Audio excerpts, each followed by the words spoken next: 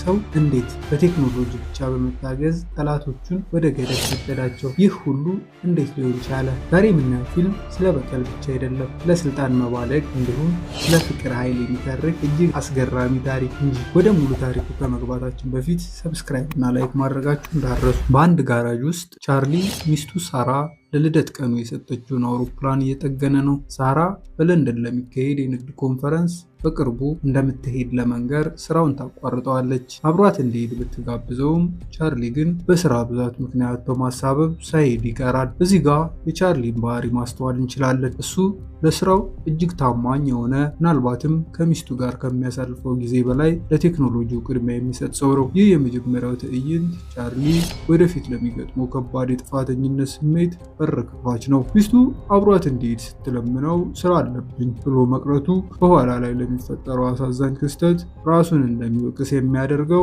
ትልቅ የስነ ልቦና ጠባሳ ጥሎ እንደሚሄድ የገባ አይመስልም። ከተወሰኑ ሰዓታት በኋላ ቻርሊ ወደ ሲአይኤ ዋና መስሪያ ቤት የተለመደ ስራውን ለማከናወን ይደርሳል። ወደ ዲክሪፕሽን ኤንድ አናሊሲስ ዲፓርትመንት ክፍል ሲያመራ ራሱ የፈጠራቸውን የደህንነት መፈተሻዎች አልፎ በመጨረሻ ወደ ስራው ይገባል። በድንገትም ለአመታት ሲገናኘው ከነበረው ኢንኩላይን ከተባለ ሚስጥራዊ ሰው መልእክት ደርሰዋል። እንደተለመደው የሚሸጥለት ጠቃሚና ሚስጥራዊ መረጃዎች አሏቸው። ነገር ግን በዚህ ጊዜ ኢንኩላይን እነዚህ ሰነዶች ሲአይኤን አደጋ ላይ ሊጥሉ እንደሚችሉ ያስጠነቅቀዋል። ቻርሊ ግን ያሉበትን ቦታ ለመገመት በመሞከር ኢስታንቡል እንደሆነ ይጠቁማል። ነገር ግን ኢንኩላይን ነገሩን ያጣጥልበታል። ቻርሊ ራሱ የሰራውን የደህንነት ሲስተሞች አልፎ ሲገባ ምን ያህል በድርጅቱ ውስጥ ወሳኝና አስተዋይ አእምሮ ያለው ጂኒየስ ሰው እንደሆነ ያሳየናል። ነገር ግን ኢንኩላይንን የመሰለ ሚስጥራዊ መረጃ አቅራቢ መኖሩ ደግሞ በሲአይኤ ውስጥ ቻርሊ የማያውቃቸው ወይም ሊያውቃቸው የማይችላቸው